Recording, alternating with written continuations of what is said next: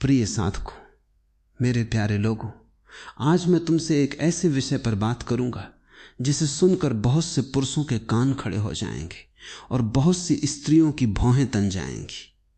विषय है, स्त्री को अपने वश में कैसे करें। यह सवाल हजारों सालों से पुरुषों के मन में कौंधता रहा है। हर पुरुष, चाहे वो राजा हो, चाहे भिखारी, चाहे संत हो, चाहे चोर, इस सवाल से कभी न कभी जूझा है। लेकिन मैं तुम्हें पहली ही बात बताऊं, यह सवाल ही गलत है। जैसे ही तुम कैसे करें पूछते हो, तुम मान लेते हो कि स्त्री कोई वस्तु है, कोई मशीन है जिसे चलाने के लिए एक बटन है। लेकिन स्त्री कोई वस्तु नहीं, वो एक जीवंत आत्मा है। वो बहुत गहरी नदी है जिसे तुम बांध नहीं सकते, और जो बांधता है वो उसका सौंदर्य, उसकी ताजगी, उसकी जीवंतता नष्ट कर देता है। फिर तुम्हारे पास जो बचता है वो एक मुरझाई हुई छवि है, कोई स्त्री नहीं। मैं तुम्हें एक कहानी सुनाता हूं। एक बार एक बहुत बड़ा विद्वान था। उसने सारे शास्त्र पढ़ लिए थे। उसे अपनी बुद्धि पर बहुत अभिमान था। वो सोचता था कि वो स्त्री के मन को पूरी तरह समझ गया है। उसने एक पुस्तक लिखी, स्त्री मन का रहस्य। उस पुस्तक में उसने सैकड़ों सूत्र दिए कि कैसे स्त्री को वश में किया जाए। वह पुस्तक बहुत प्रसिद्ध हुई। एक दिन उस विद्वान के घर उसकी पत्नी ने उससे कहा, आपने इतना बड़ा ग्रंथ लिखा है, लेकिन क्या आपने कभी मुझसे पूछा कि मैं क्या चाहती हूं? विद्वान ने कहा, मैं तो सारा ज्ञान जानता हूं, मुझे तुमसे क्या पूछना? पत्नी ने कहा, तो फिर एक बार मुझे वश में करके दिखाओ। मैं तुम्हें चुनौती देती हूं। आज से 1 महीने तक मुझे अपनी बात मानने पर मजबूर करो, लेकिन शर्त यह है कि तुम कोई शारीरिक बल, कोई धमकी, कोई आर्थिक दबाव नहीं डालोगे। केवल तुम्हारी बुद्धि और तुम्हारे वे सूत्र काम आएंगे। विद्वान मुस्कुराया, यह तो मेरे लिए बच्चों का खेल है। 1 महीना बीत गया। विद्वान ने तमाम युक्तियां आजमाई। कभी चुप रहा, कभी बहुत बोला, कभी उपहार लाया, कभी नाराज हुआ, कभी प्यार दिखाया, कभी दूरी बनाई। लेकिन पत्नी हर बार उसकी चाल को समझ जाती और मुस्कुराती हुई अपने रास्ते चली जाती। आखिरी दिन विद्वान थक कर बैठ गया। पत्नी ने आकर उसके सिर पर हाथ रखा और कहा, तुमने सारी दुनिया को समझाने की कोशिश की, लेकिन तुम ये नहीं समझ पाए कि स्त्री को वश में करने का एकमात्र उपाय है अपने मैं को मिटा देना। जब तुम मैं हो, तुम जीतना चाहते हो, तुम अपनी बात मनवाना चाहते हो, तुम अपने अहंकार को संतुष्ट करना चाहते हो, और तब स्त्री स्वाभाविक रूप से तुमसे दूर भागती है। लेकिन जब तुम नहीं हो, जब तुम्हारा अहंकार नहीं है, तब वो अपने आप तुम्हारे पास आती है, क्योंकि तब तुम एक शून्य बन जाते हो, और शून्य को हर कोई भरना चाहता है। ये कहानी बहुत गहरी है। स्त्री को वश में करने की चाहत ही तुम्हारी हार है, क्योंकि जिस क्षण तुम चाहते हो कि वो तुम्हारे अधीन हो, उसी क्षण तुम अपनी हीनता प्रकट कर रहे हो। जो सच में आत्मविश्वासी है, जो अपनी पूर्णता में जीता है, उसे किसी को वश में करने की जरूरत नहीं पड़ती। वो तो बस अपनी उपस्थिति मात्र से सबको आकर्षित कर लेता है। याद रखो, तुम किसी स्त्री को बल से, युक्ति से, चालाकी से या किसी भी बाहरी साधन से अपनी नहीं बना सकते। वो तो तुम्हें चुनती है, तुम उसे नहीं। और अगर वो चुनती है तो वो पूरी स्वतंत्रता के साथ चुनती है। तब वो वश में नहीं बल्कि प्रेम में बांधती है, और प्रेम की बंधन कोई बंधन नहीं, वो तो मुक्ति है। अब मैं तुमसे उन गहरे स्तरों की बात करूंगा जिन्हें समझे बिना कोई पुरुष कभी भी स्त्री के निकट नहीं पहुंच सकता।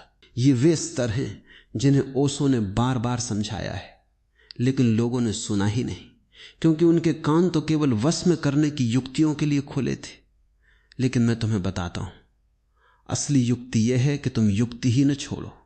युक्तियां तो धोखेबाजों का खेल है। स्त्री के पास सहज अंतर्ज्ञान है। वो तुम्हारी हर युक्ति को भांप लेती है। तुम सोचते हो कि तुम उसे मूर्ख बना रहे हो, लेकिन असल में वो तुम्हें मूर्ख बनने दे रही होती है, बस खेल खेल रही होती है। जब वो थक जाती है तब वो तुम्हारा मुखौटा उतार देती है। तो पहली बात जो मैं कहूंगा वो ये है, स्त्री को वश में करने का कोई उपाय नहीं है। ये समझ लो, ये तो बिल्कुल वैसा ही है जैसे कोई पूछे समुद्र को कैसे थामे। तुम समुद्र को थाम नहीं सकते, तुम उसके साथ तैरना सीख सकते हो, उसकी गहराइयों में उतरना सीख सकते हो, उसके ज्वार भाटे का आनंद लेना सीख सकते हो। अगर तुम समुद्र को थामने की कोशिश करते हो तो वो तुम्हें डुबो देगा। स्त्री भी समुद्र की तरह है, असीम, अथाह, अनंत। वो पुरुष की तरह रेखीय नहीं है, वो चक्राकार है। पुरुष की सोच सीधी है, ये कारण, ये परिणाम। लेकिन स्त्री की सोच वृत्ताकार है। वो एक साथ हजारों बातें सोचती है। वो एक साथ भूत, वर्तमान और भविष्य को संजोए रखती है। इसलिए पुरुष स्त्री को कभी पूरी तरह नहीं समझ पाता, और जो नहीं समझता वो उसे वश में करना चाहता है। लेकिन यह चाहत अज्ञानता से पैदा होती है। अब मैं तुम्हें वो मार्ग बताता हूं जो ओशो ने हजारों प्रवचनों में कहा है, और वो मार्ग है स्वयं को जानना। यदि तुम स्वयं को जान लेते हो तो स्त्री अपने आप तुम्हारी ओर खींची चली आती बिना तुम कुछ किए। और यही सबसे बड़ा रहस्य है। तुम जितना करते हो उतना ही दूर होते हो, तुम जितना न करने लगते हो उतना ही पास आती है वो। क्योंकि स्त्री को पसंद है वो व्यक्ति जो स्वयं में पूर्ण है, जो किसी और पर आश्रित नहीं, जो अपने अकेलेपन में भी आनंदित है। जब तुम उससे चिपकते हो तुम अपनी खोखलीपन दिखाते हो और वो भागती है। जब तुम स्वतंत्र हो, आत्मनिर्भर हो, तो वो तुम्हारी इस स्वतंत्रता से आकर्षित होती है, क्योंकि वो जानती है कि तुम दबाव नहीं डालोगे, तुम उसे जकड़ोगे नहीं। ओशो ने कहा है, पुरुष स्त्री को जन्म देता है और स्त्री पुरुष को जन्म देती है, यानी दोनों एक दूसरे के पूरक हैं, विरोधी नहीं। लेकिन पुरुष ने इस पूरकता को एक संघर्ष बना लिया है। उसने स्त्री को अपने से नीचे दिखाने की कोशिश की है ताकि वो उसे वश में कर सके। लेकिन यह कोशिश उसकी अपनी अधूरी चेतना को दर्शाती है।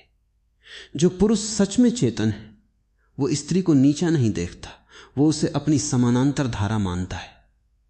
और जब पुरुष और स्त्री समानांतर चलते हैं तब उनके बीच कोई वश नहीं, प्रेम होता है। प्रेम में कोई किसी को वश में नहीं करता।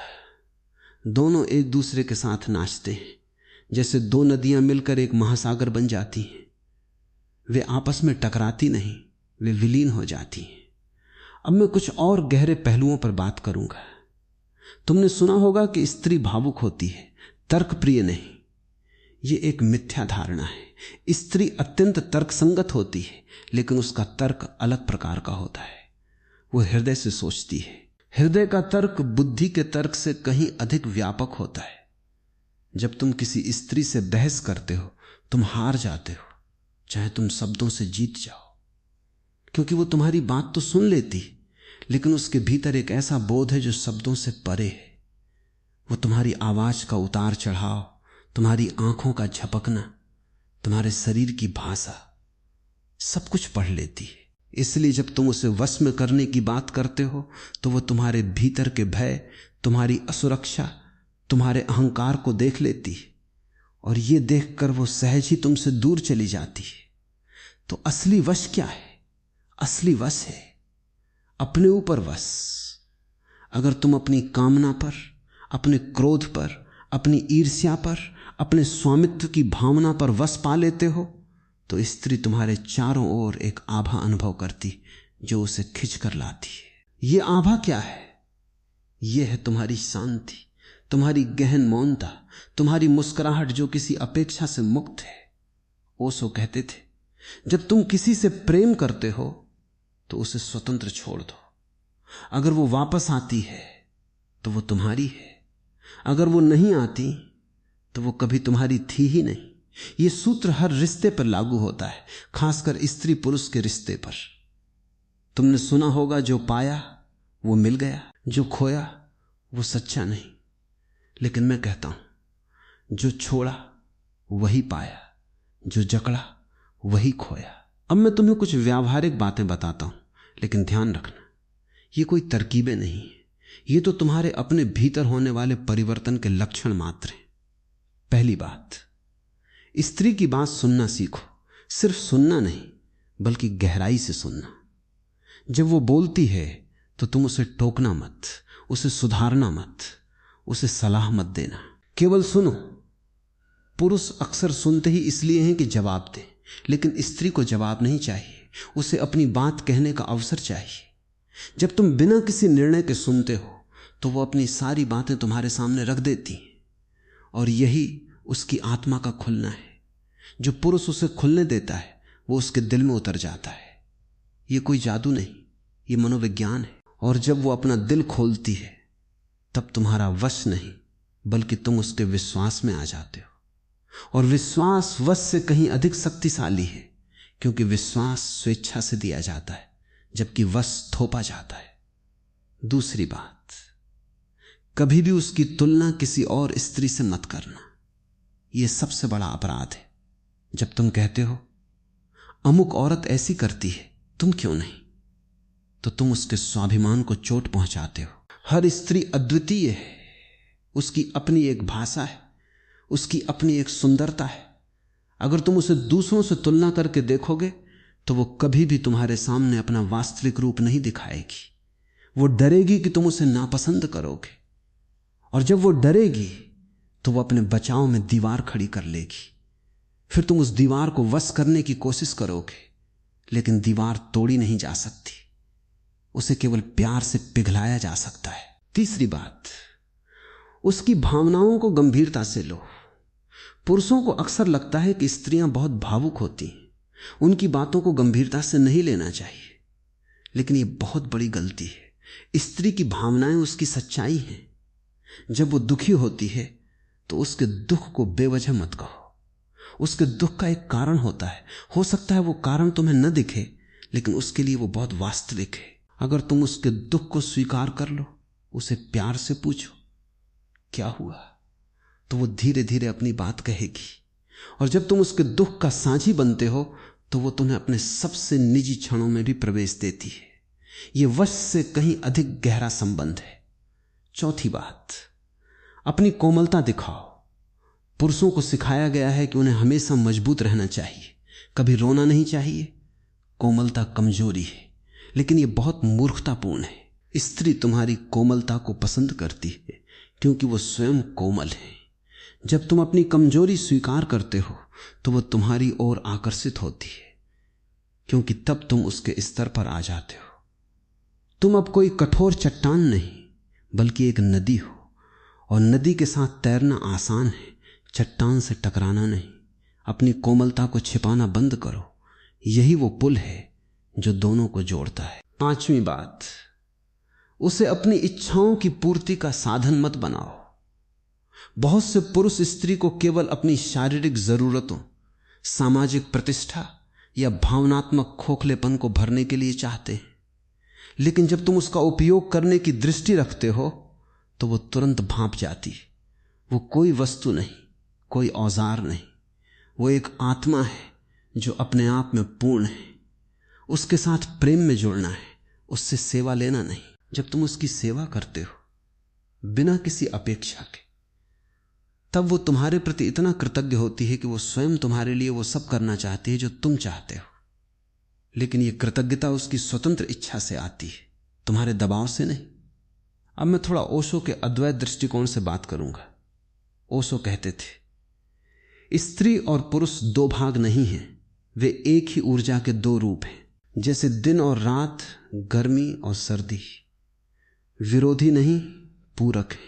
जब तुम इस पूरकता को समझ लेते हो तो वश की अवधारणा ही गलत लगने लगती है। फिर तुम न तो उसे वश में करना चाहते हो और न ही वो तुम्हें। तुम बस एक साथ नाचते हो, एक साथ गाते हो, एक साथ चुप रहते हो, और इस सह अस्तित्व में एक ऐसी सामंजस्य पैदा होती है जो बाहरी नियंत्रण से 1000 गुना अधिक शक्तिशाली है। बहुत से लोग पूछते हैं, ओशो, क्या स्त्री को नियंत्रित करना संभव है? ओशो हंसते थे और कहते थे, तुम पानी को नियंत्रित कर सकते हो, तुम हवा को नियंत्रित कर सकते हो, तुम प्रेम को नियंत्रित कर सकते हो। स्त्री तो प्रेम से भी अधिक सूक्ष्म है। वो तो एक रहस्य है, और रहस्य को नियंत्रित नहीं किया जा सकता। उसे जिया जा सकता है, उसका अनुभव किया जा सकता है, उसमें डूबा जा सकता है। जिस दिन तुम ये समझ लोगे कि स्त्री को पाने या करने की कोई बात नहीं बल्कि उसके साथ होने की बात है, उस दिन तुम सफल हो जाओगे। लेकिन उस सफलता का नाम वश नहीं, प्रेम है। अब मैं तुम्हें एक और गहरी बात बताऊं। पुरुष और स्त्री के बीच का वास्तविक खिंचाव अहंकार के पार होता है। जब तुम अहंकार से बात करते हो तो टकराव होता है। जब तुम अहंकार छोड़कर बात करते हो तो मिलन होता है। अहंकार कहता है मैं सही हूं, तुम गलत हो। प्रेम कहता है हम दोनों मिलकर एक सत्य खोजेंगे। स्त्री को प्रेम चाहिए, जीत नहीं। जब तुम उसे जीतने की कोशिश करते हो तुम उसे हारने पर मजबूर करते हो, और कोई भी हारना नहीं चाहता, इसलिए वो विद्रोह करती है, चाहे वो बाहर से चुप ही क्यों ना हो। उसका विद्रोह अक्सर मौन, व्यंग्य या उदासी के रूप में आता है। और तब पुरुष कहता है ये तो समझ ही नहीं आती। लेकिन वो समझती है, बस तुम नहीं समझते कि तुमने उसे हराना चाहा था। ओशो का एक और महत्वपूर्ण कथन है, जब तुम किसी स्त्री से प्रेम करते हो तो उसके प्रति तुम्हारा कोई कर्तव्य नहीं होता, तुम बस उसके प्रति जिम्मेदार होते हो। कर्तव्य समाज द्वारा थोपा जाता है, जिम्मेदारी तुम्हारे हृदय से उपजती है। जो पुरुष केवल कर्तव्य निभाता है वो यांत्रिक होता है, जो जिम्मेदारी से जीता है वो जीवंत होता है। स्त्री को जीवंतता चाहिए, यांत्रिकता नहीं। वो तुम्हारी रोबोट जैसी आज्ञाकारिता नहीं चाहती। वो चाहती है कि तुम उसके साथ स्पंदित हो, उसकी धड़कन के साथ तुम्हारी धड़कन मिले। ये मिलन तभी होता है जब तुम नियम और सूत्र छोड़कर उस क्षण में पूरी तरह उपस्थित होते हो। मैं तुम्हें एक और उदाहरण देता हूं। एक गुलाब का फूल है, तुम उसे तोड़कर अपने फूलदान में रख सकते हो, यह वश है, लेकिन वो कुछ ही घंटों में मुरझा जाएगा। या तुम उसे बगीचे में खिलने दे सकते हो, उसे पानी दे सकते हो, उसे धूप दिखा सकते हो, उसकी देखभाल कर सकते हो, और वो खिलता रहेगा, महकता रहेगा। स्त्री भी वैसी ही है। अगर तुम उसे तोड़कर अपने कब्जे में लेते हो तो वो मुरझा जाएगी, लेकिन अगर तुम उसे उसकी स्वतंत्रता में खिलने देते हो और उसकी देखभाल करते हो तो वो तुम्हारे लिए सदा महकती रहेगी। और ये महक ही तुम्हारी असली जीत है, जीत नहीं वरन कृपा। अब मैं उन पुरुषों की बात करूंगा जो अत्यंत हताश हैं, जो सोचते हैं कि उन्होंने सब कुछ कोशिश कर लिया फिर भी स्त्री उनसे दूर भागती है।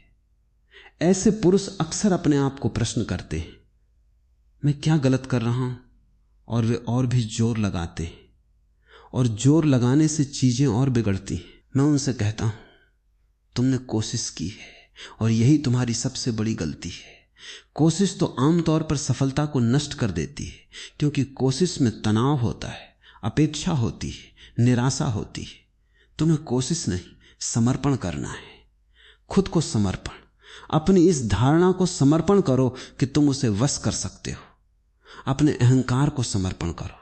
जब तुम ये समर्पण कर दोगे तो तुम शांत हो जाओगे, और वो शांति तुम्हारे चेहरे पर, तुम्हारी आंखों में, तुम्हारी हर हरकत में झलकेगी। स्त्री शांति को पहचानती है क्योंकि वो स्वयं शांति की पुजारिन है। जब वो तुम्हारी शांति देखेगी तो वो तुम्हारी ओर आएगी बिना तुम बुलाए। ओशो ने एक बार कहा था जब एक पुरुष अपनी स्त्री से सच्चा प्रेम करता है तो वो उसके सामने झुक जाता है, न कि उसे झुकने के लिए कहता है। झुकना वश का विलोम है।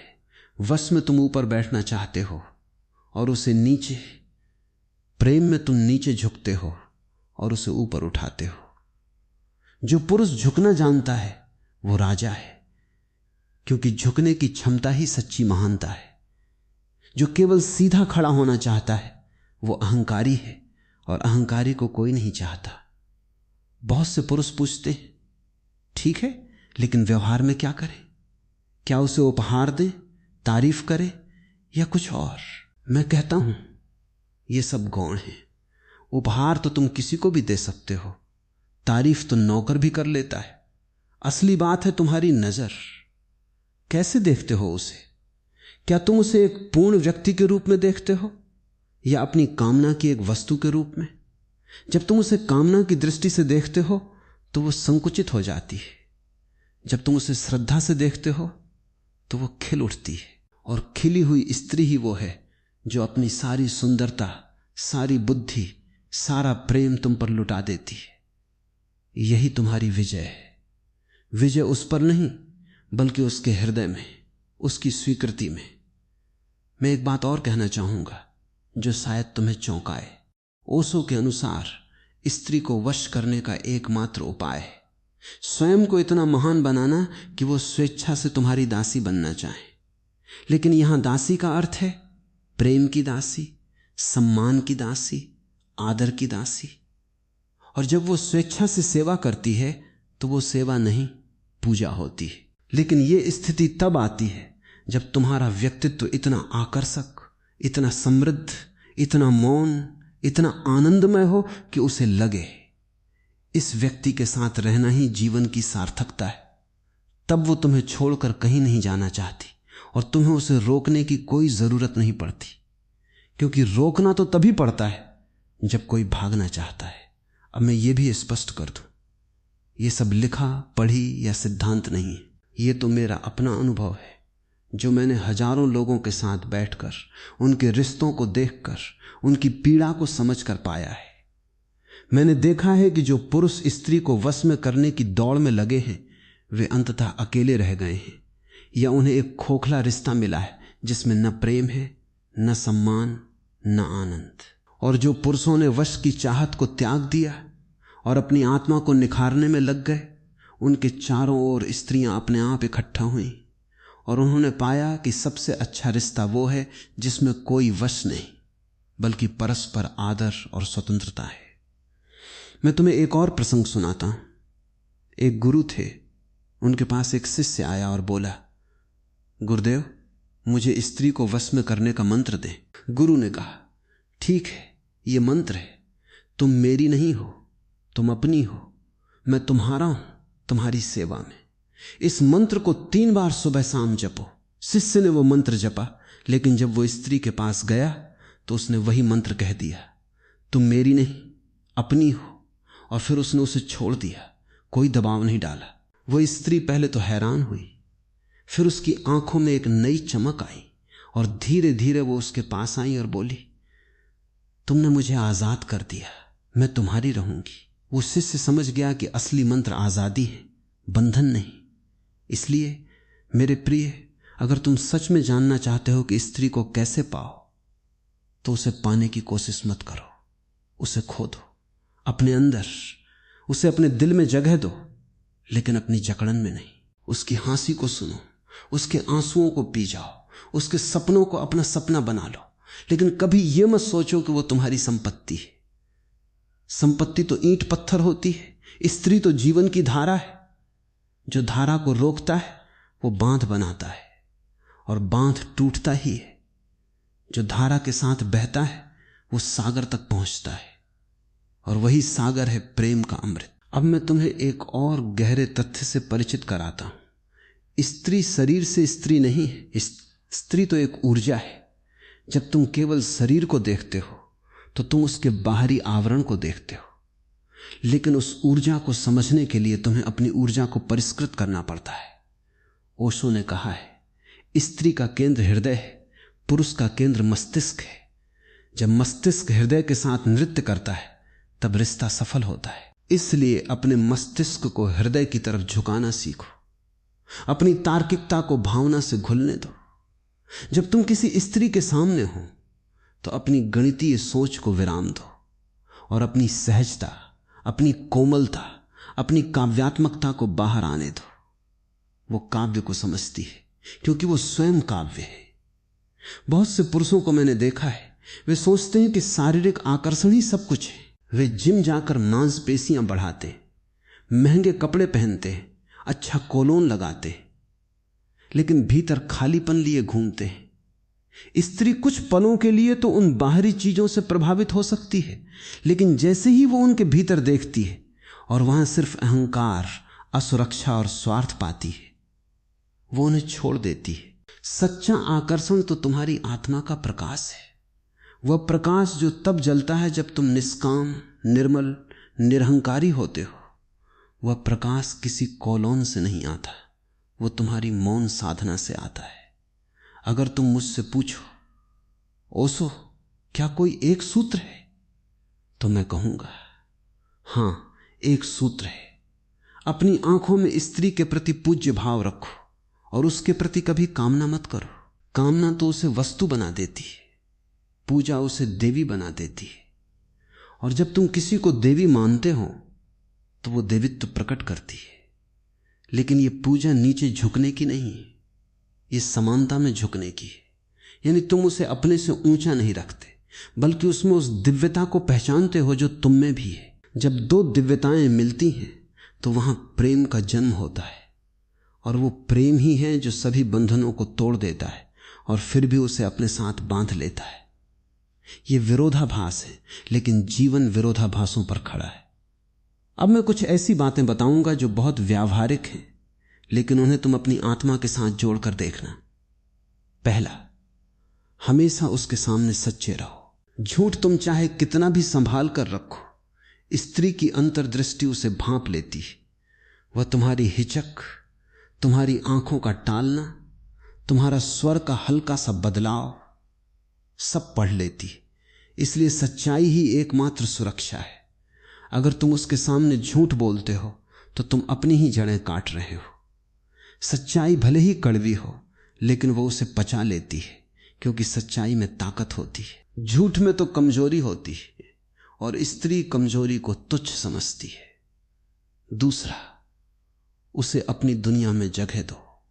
उसके शौक, उसके दोस्त, उसका कैरियर, उसका परिवार, इन सब को महत्व दो।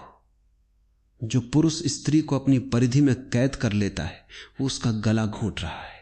वो धीरे धीरे उस रिश्ते से जी चुराने लगेगी। इसके विपरीत जो पुरुष उसे उड़ान भरने देता है, वो हमेशा अपने घर लौटती है, क्योंकि उसे उस घर में शांति मिलती है। उसकी स्वतंत्रता का सम्मान करो और वो खुद तुम्हारी परिधि को अपनी स्वतंत्रता की सीमा मान लेगी। तीसरा, कभी भी उसकी बुद्धि को कम मत आंको। बहुत से पुरुष स्त्रियों को भावुक और कम बुद्धि वाला मानते हैं। ये उनकी भूल है। स्त्री बहुत बुद्धिमान होती है और उसकी बुद्धि अधिक समग्र होती है। उसकी राय पूछो, उसके सुझाव लो, उसकी अंतर्दृष्टि का सम्मान करो। जब तुम उसकी बुद्धि का सम्मान करते हो तो वो खुलकर अपनी प्रतिभा दिखाती है और तुम्हारे रिश्ते में एक नई ऊंचाई आती है। अब वो केवल प्रेयसी नहीं, बल्कि सहचरी है। चौथा, उसके क्रोध को समझो। जब स्त्री क्रोधित होती है तो अक्सर उसका क्रोध किसी गहरे दर्द का संकेत होता है। वो इसलिए चिल्लाती है कि उसे सुना जाए। अगर तुम उसके क्रोध को उसी क्रोध से जवाब दोगे तो आग और भड़केगी।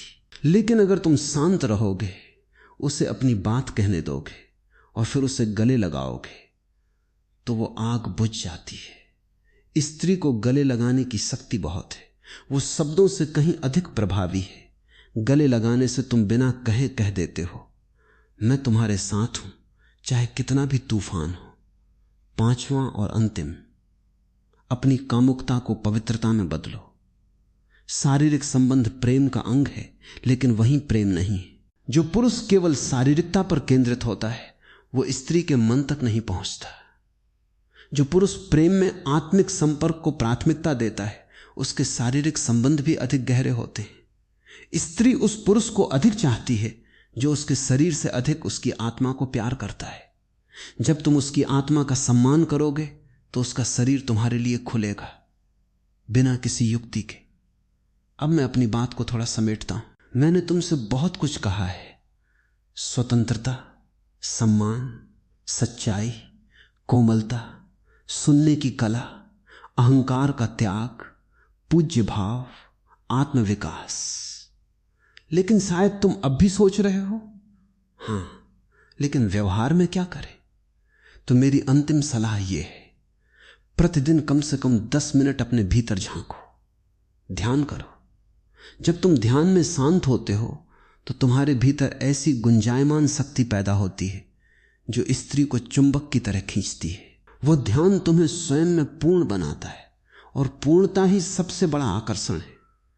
जब तुम पूर्ण हो तो तुम्हें किसी को वश नहीं करना पड़ता।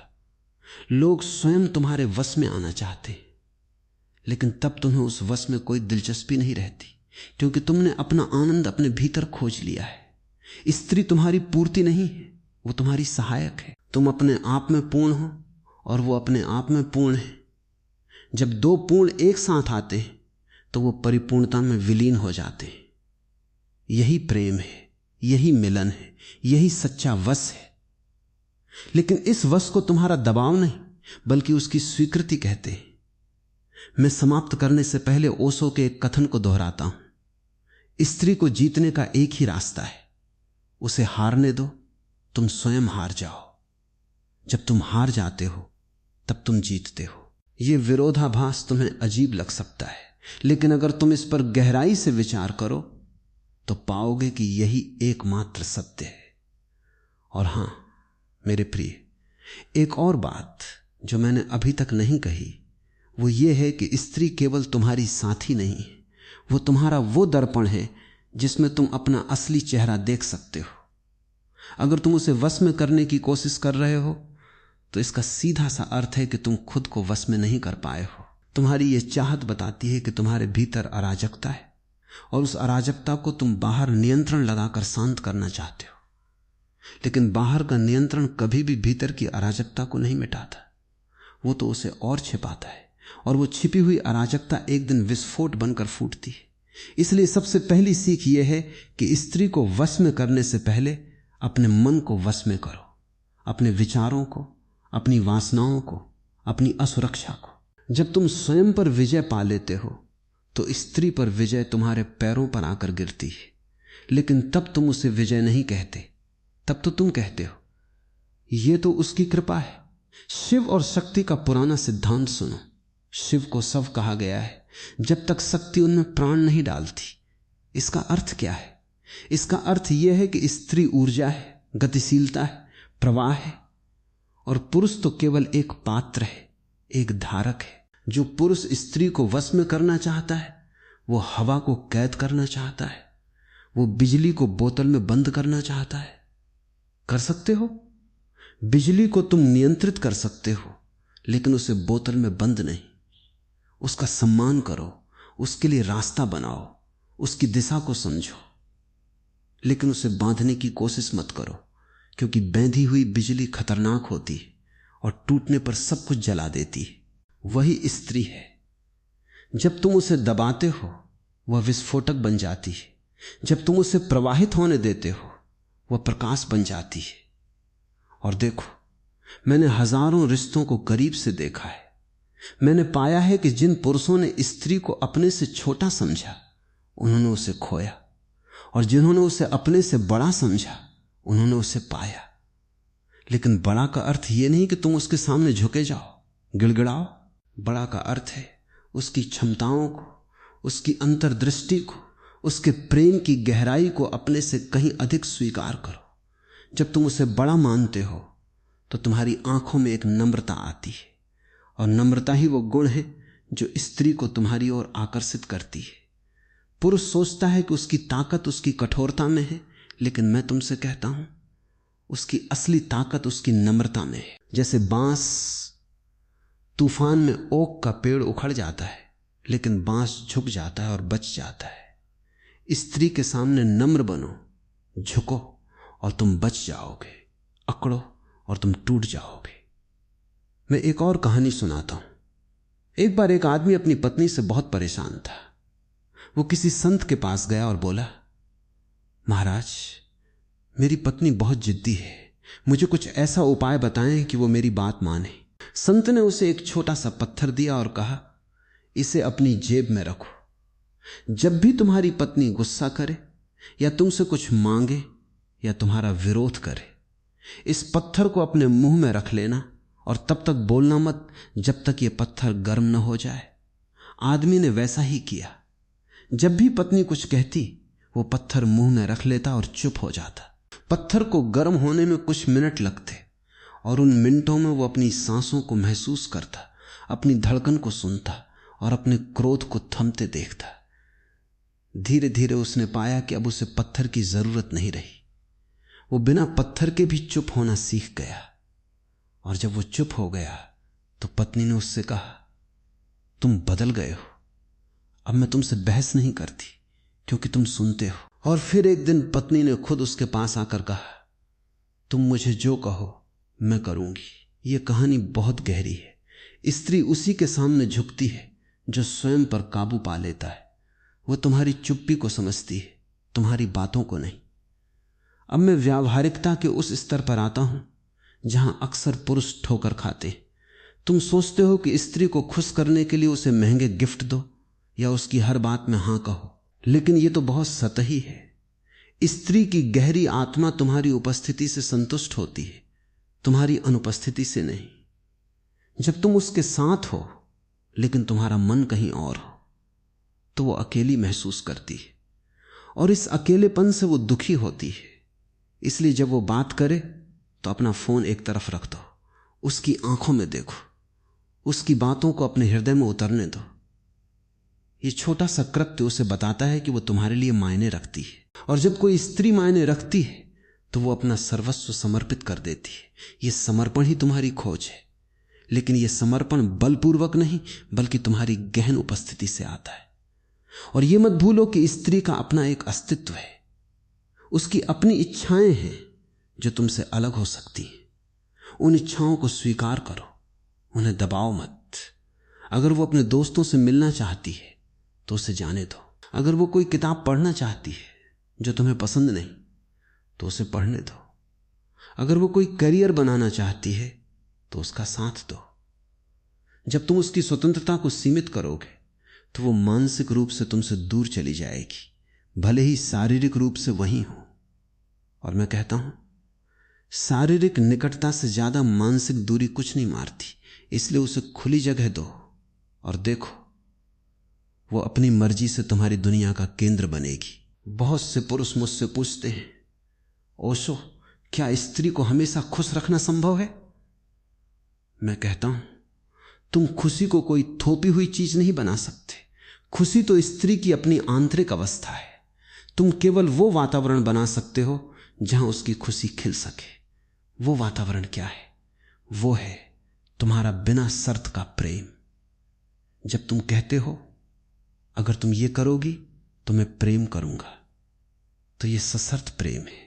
ये प्रेम नहीं, व्यापार है। स्त्री इस व्यापार को भांप लेती है और वो व्यापार में प्रेम नहीं करती, वो सौदेबाजी करती है। और जो सौदेबाजी करता है वो कभी वश में नहीं आता, वो तो हमेशा अपना नफा नुकसान देखता है। अगर तुम बिना शर्त प्रेम करो, मैं तुमसे प्रेम करता हूं चाहे तुम कुछ भी करो, तो फिर वो विश्वास करती है और विश्वास में आकर वो स्वयं को पूरी तरह समर्पित कर देती है।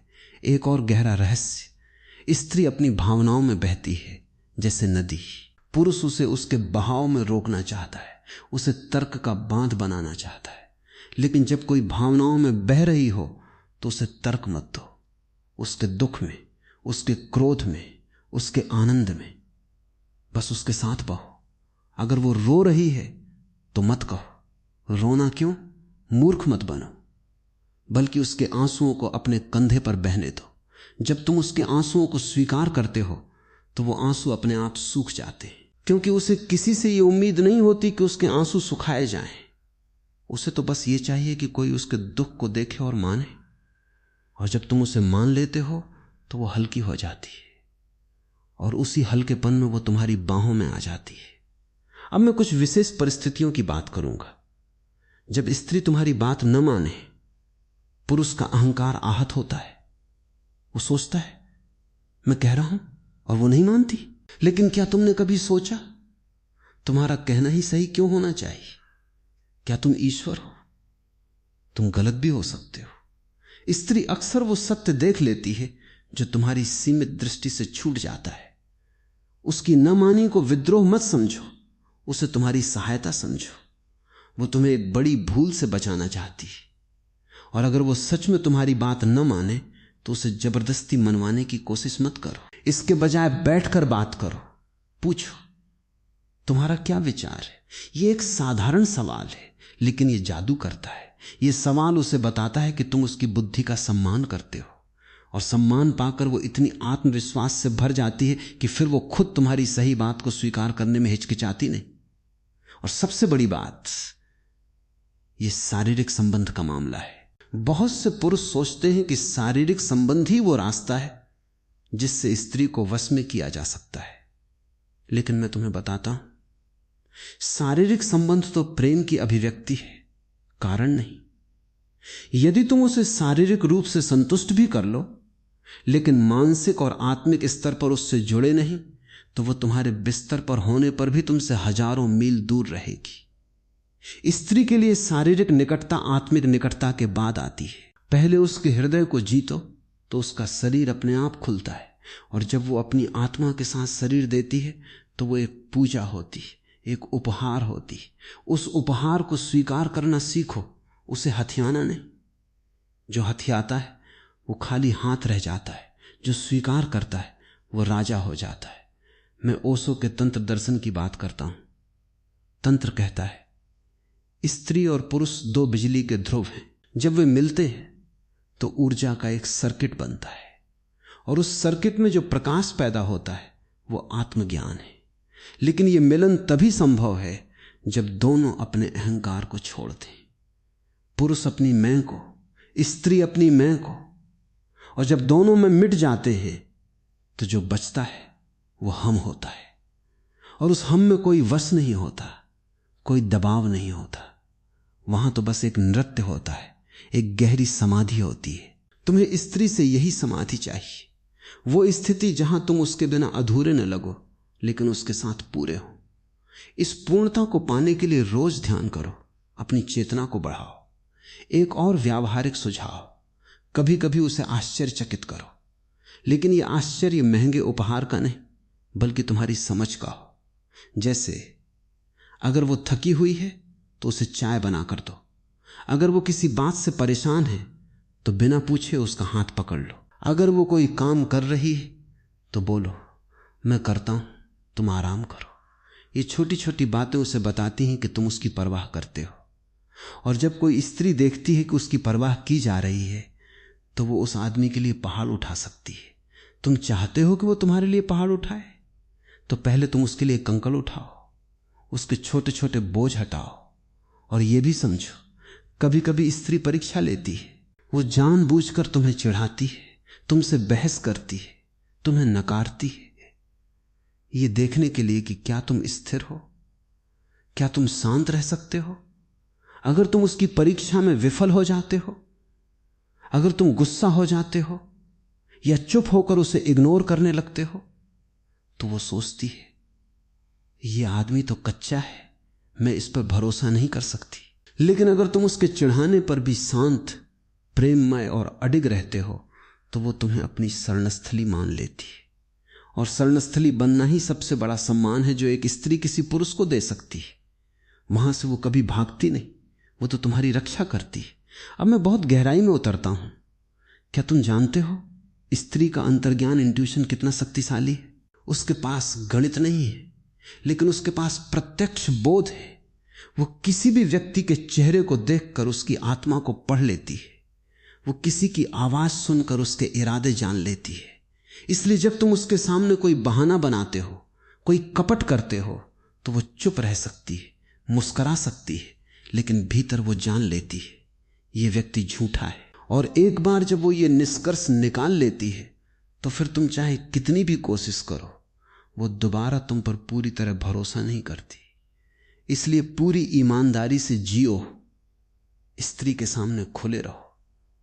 अगर तुम उदास हो तो कहो मैं उदास हूं। अगर तुम डरे हो तो कहो मैं डरा हुआ हूं। अगर तुम कमजोर हो तो कहो मुझे तुम्हारी जरूरत है। जब तुम अपनी कमजोरी छिपाते हो तो वो अविश्वास करती है। जब तुम अपनी कमजोरी को स्वीकार करते हो तो वो तुम्हारी ओर दौड़ती है, क्योंकि तब तुम नकली नहीं, तुम असली हो। और स्त्री असली को चाहती है, नकली को नहीं। एक और बात, स्त्री को बहुत ज्यादा मत समझाओ। बहुत से पुरुष सोचते हैं कि अगर वे स्त्री को हर बात समझा दे तो वो मान जाएगी, लेकिन समझाने की यह कोशिश अक्सर एक प्रकार का मानसिक दबाव होती है। स्त्री को कोई बात बतानी है तो कहानी के रूप में बताओ, दृष्टांत के रूप में बताओ, चुप्पी के रूप में बताओ, लेकिन तर्क के रूप में मत बताओ। तुम्हारा तर्क उसे थका देता है, क्योंकि वो तर्कों की दुनिया में नहीं जीती, वो रिश्तों की दुनिया में जीती है। अगर तुम उससे कहो मैं ये चाहता हूं क्योंकि ये सही है, तो वो सुनकर उड़ा देगी। लेकिन अगर तुम कहो मैं ये चाहता हूं क्योंकि ये हमारे रिश्ते के लिए अच्छा होगा, तो वो तुरंत सहमत हो जाती, क्योंकि उसका केंद्र रिश्ता है। इसलिए हमेशा हम की भाषा बोलो, मैं और तुम की भाषा मत बोलो। हम की भाषा में स्त्री अपने को तुम्हारे साथ जुड़ा पाती है, और वो जुड़ाव ही उसकी परमानंद की स्थिति है। और जब तुम हम की भाषा बोलने लगते हो तो धीरे धीरे तुम्हें पता चलता है कि अब स्त्री तुम्हारी आंखों से पहले ही तुम्हारी बात समझ लेती है। वो तुम्हारी जरूरत को महसूस कर लेती है, वो तुम्हारी चुप्पी को पढ़ लेती है। ये वो स्थिति है जहां पहुंचकर तुम्हें किसी वश की जरूरत नहीं रह जाती, क्योंकि तुम्हारा और उसका दिल एक हो गया है। दिलों का ये एक होना ही असली जादू है। ये जादू बिना किसी मंत्र के, बिना किसी तांत्रिक क्रिया के, बस तुम्हारी सच्चाई और तुम्हारी कोमलता से पैदा होता है। मेरे प्यारे, मैंने बहुत कुछ कहा, लेकिन इन सब बातों का सार यही है। स्त्री कोई पहेली नहीं है जिसे सुलझाना है, वो कोई समस्या नहीं है जिसे हल करना है, वो कोई दुश्मन नहीं है जिसे हराना है। वो तो एक प्रेमी है जो बस चाहती है कि तुम उसके प्रेम के योग्य बनो। और उसके प्रेम के योग्य बनने का अर्थ है अपने भीतर के सारे कचरे को साफ करना, अपने अहंकार को मिटाना, अपनी आंखों को निर्दोष बनाना, अपने हृदय को विशाल बनाना। जब तुम ऐसे बनोगे तो दुनिया की कोई भी स्त्री तुम्हें नहीं छोड़ेगी, क्योंकि तुम उसे वो दे रहे हो जो उसे सबसे ज्यादा चाहिए, सुरक्षा, सम्मान, स्वतंत्रता और उसके ऊपर अटूट विश्वास। और अंत में मैं ये कहूंगा, तुम्हें स्त्री से डरना नहीं चाहिए और न ही उसे अपने से डराना चाहिए। डर से कभी प्रेम नहीं पनपता। अगर वो तुमसे डरती है तो वो तुमसे प्रेम नहीं कर सकती, वो तो केवल सहन कर सकती है, और सहन करना प्रेम नहीं है। प्रेम तो एक उत्सव है, एक खिलना है। इसलिए डर को हटाओ, उसे बताओ तुम स्वतंत्र हो, मैं तुम्हें कभी नहीं रोकूंगा। अगर तुम जाना चाहो तो जाओ, लेकिन याद रखना मेरा दरवाजा हमेशा तुम्हारे लिए खुला है। जब तुम इतना साहस दिखाते हो, इतनी उदारता दिखाते हो, तो स्त्री हैरान रह जाती है, क्योंकि उसने अपने पूरे जीवन में केवल पुरुषों को ही पकड़ते, रोकते, बांधते देखा है। जब कोई उसे छोड़ देता है तो वो पहली बार अपनी स्वतंत्रता का स्वाद चखती है, और उस स्वतंत्रता के स्वाद में उसे तुम्हारी महक इतनी अच्छी लगती है कि वो कभी जाना ही नहीं चाहती। यही सबसे बड़ी विजय है। विजय जो रोकने में छिपी है, न पाने में छिपी है, मिट जाने में छिपी है। तो मैं अपनी बात यहीं विराम नहीं देता, बल्कि तुम्हें एक अंतिम उपहार देता हूं। यह उपहार है पूर्ण स्वीकृति। अपनी स्त्री को वैसी ही स्वीकार करो जैसी वो है। उसे बदलने की कोशिश मत करो। उसकी सीमाओं को, उसकी खामियों को, उसके अतीत को, उसके वर्तमान को पूरी तरह स्वीकार करो। जब तुम उसे बदलने की कोशिश करते हो तो तुम उसे संदेश देते हो, तुम ठीक नहीं हो, तुम में दोष है, और यह संदेश उसकी आत्मा को चोट पहुंचाता है। लेकिन जब तुम उसे वैसे ही स्वीकार कर लेते हो तो वो संदेश जाता है, तुम परिपूर्ण हो जैसी हो। और इस स्वीकृति में वो इतनी खिल जाती है जितनी कभी तुम्हारे प्रयासों से नहीं खिल सकती। ये खिली हुई स्त्री ही तुम्हारी सच्ची साथी होती, जो तुम्हें न केवल वश में करती है बल्कि तुम्हें देवता बना देती है। अब मैं चुप होता हूं, लेकिन ये चुप्पी मेरी नहीं, तुम्हारी है। और इस चुप्पी में, इस निस्तब्धता में अगर तुम थोड़ा सा भी मुझे समझ पाए हो तो जाओ और अपनी स्त्री की आंखों में देखो। क्या तुम उसमें देवी नहीं देखते? अगर नहीं देखते तो अपनी आंखें धो, और अगर देखते हो तो उसके चरणों में नहीं लेकिन उसके सम्मान में सिर झुकाओ। यही वश है, यही प्रेम है, यही जीवन की परम सार्थकता है। और इस सार्थकता से बड़ा इस जगत में कुछ भी नहीं।